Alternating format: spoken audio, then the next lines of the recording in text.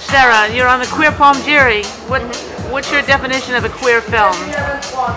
Queer film needs to have content that's relevant and speaks to gay, lesbian, transgender audience for me. So the content of it, and sometimes even the form, should be reflective of that aesthetic and that speak to that audience. So how do you see your role here in the Cannes Film Festival on the program committee? Well, I guess to engage in some lively debate about the films that we're seeing, and probably to ask that question of some of the films that sort of sit on a borderline territory where they may have a gay character in them, but does that make them a queer film? So I think it's really about having a really robust dialogue with the other jurors to eventually choose a film that's going to bear the honour of having the queer palm. So what do you do in your country in the queer culture? In the queer culture? In the queer cinema culture? We've got a really strong queer cinema culture in Australia. There's 3 major queer film festivals on the east coast of Australia, so Brisbane, Sydney and Melbourne.